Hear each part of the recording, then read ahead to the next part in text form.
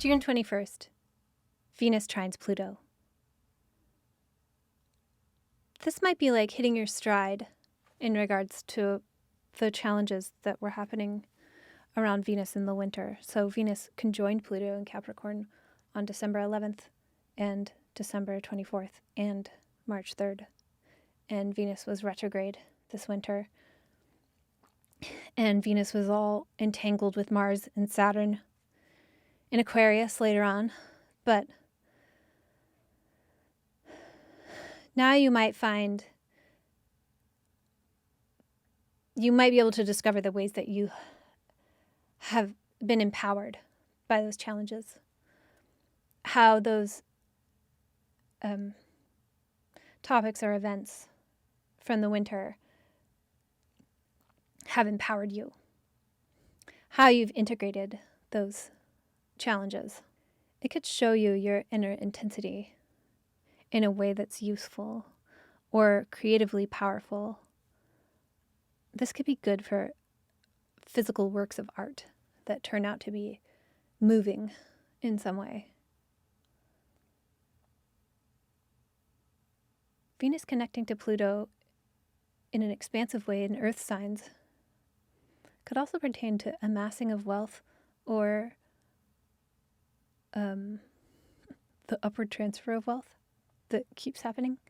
All of it reminds me of The Spirit of the Depths from Carl Jung. Anyway, Venus trining Pluto.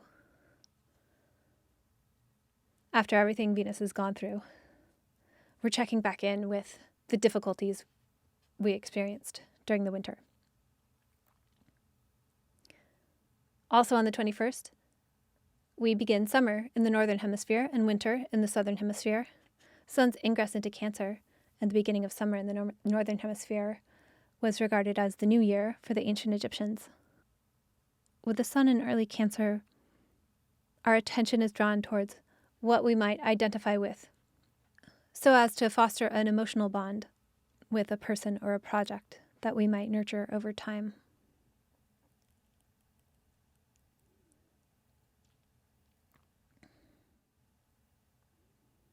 Anyway, what are you going to nurture? What is the sign of Cancer? What house does that coincide with in your chart? And what, until the dark moon, what can you wrap up so that you can start to build? The stuff that you nurture in the sign of Cancer can amount to accomplishments through Capricorn. So when the sun is in Capricorn, you get the full moon in Cancer. Anyway, Cancer and Capricorn. If you turn the 12 signs into 6, then Cancer and Capricorn would be the same thing. And I feel like a Capricorn grandma is a very good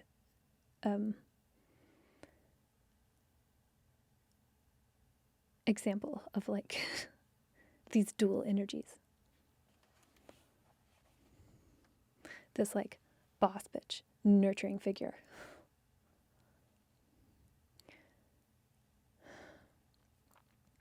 On June 22nd, Venus enters Gemini. So this is a hot glasses wearing transit.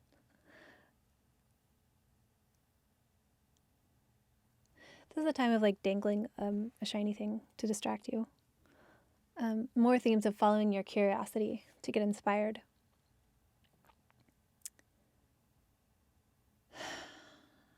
Your curiosity could be going in multiple directions, though. So that could be kind of distracting. Figure out the nice balance between pursuing your multiple desires at once and just being utterly distracted.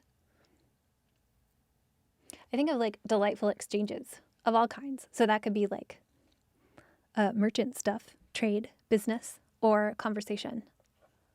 And all kinds of drama, any type of interpersonal excitement. I think of funny notes on wine pairings, saying it has a top note of dust sprinkled on top of a light bulb with bottom notes of slightly moldy bread. That's as funny as I can think of. Okay, so think of that, but funnier. Venus and Gemini. Talking about embodied pleasures in a clever way. It's good to take advantage of communication as an art. Now is the time for all your hot and nerdy delights.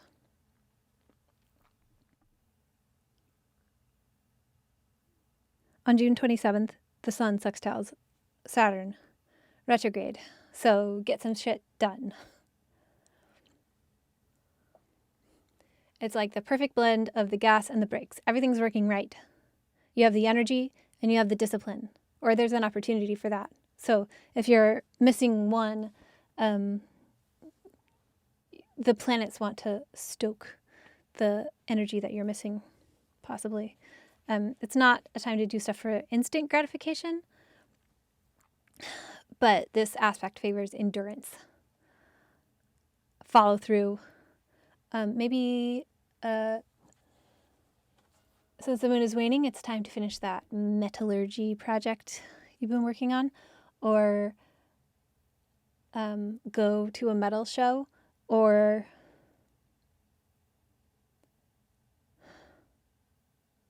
it's good for just energy and attention to detail.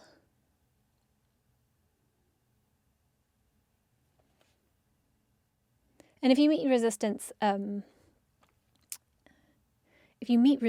around this time, it's likely you'll be able to meet that with a constructive response.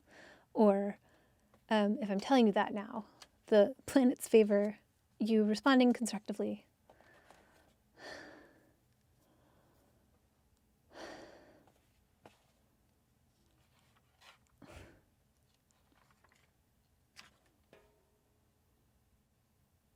Okay, live, I'm telling you, I just got deja vu. I don't know what that's about. On June 28th,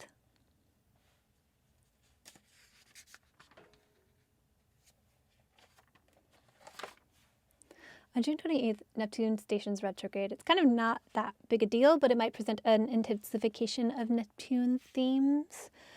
Back when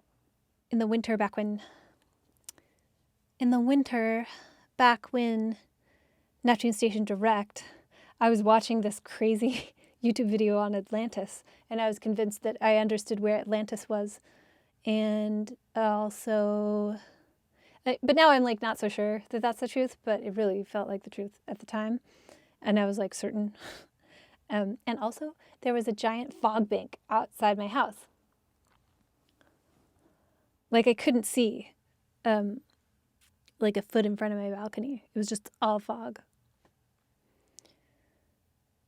Anyway, stuff like that. You might get weird messages from the world. Also around the time that Neptune was stationing direct back in the winter, I was visiting the ocean a lot, and stuff would wash up, and there were like weird messages from the ocean. It was kind of creepy, but inspiring and interesting. But as Neptune stations retrograde, maybe your sense of animism, your sense of how the living universe communicates with you might be intensified and then pull back like a low tide, like a big wave crashing onto the shore and then the tide pulling back. Neptune retrograde.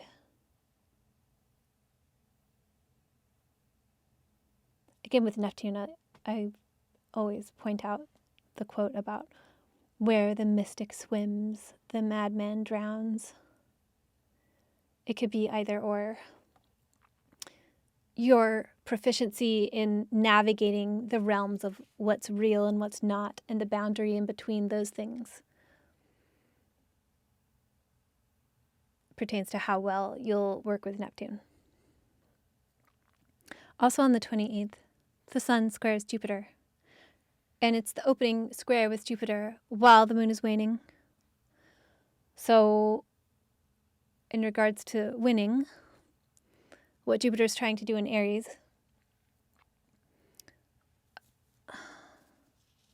how can you... there's going to be some like connection between your will and your ability to carry forth your will in a way that feels successful. There'll be some connection between like your identification with your will and your ability to make it successful. It could be good or bad. Like the bad version could be like being wasteful or being smug. But the Sun in Cancer squaring Jupiter in Aries, the themes will be like what you can nurture for greater independence.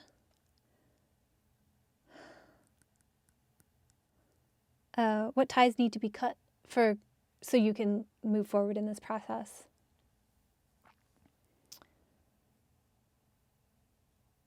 I think of like pruning with trees. It seems counterintuitive to like cut back so that things can grow.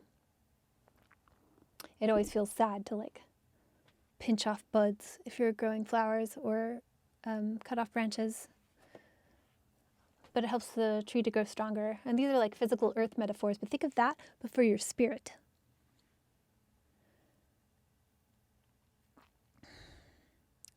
I'll talk about the dark moon in Cancer next time, but the moon is waning down this whole time throughout all the aspects I've talked about in this video. And the full moon in Cancer was on January 17th, 2022. So thinking about like what sort of energy you have been expended, like what cup have you been sipping from this whole time since mid-January. Soon that cup will be empty and you'll get to decide like what to start filling it with. Again, in the part of your chart, the house that coincides with Cancer.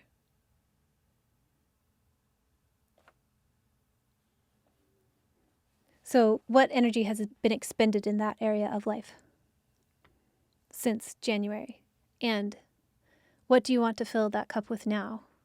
How do you want, or like the cup always fills up with whatever energy like coincides with like the house that coincides with Cancer. But what do you want to spend that? Like you're going to build up that energy until the full moon in Cancer in the winter. What kind of energy do you want to fill that cup with so you can expend it? What do you want to spend it on next? It's a 6-month process of filling and emptying, or like a year-long process of filling and emptying that like culminates each 6 months. Also so I'll talk more about the full moon in Cancer. I'll talk more about the full moon in Cancer next time. Also Venus sextiles Jupiter next time. But I'll talk about those next time.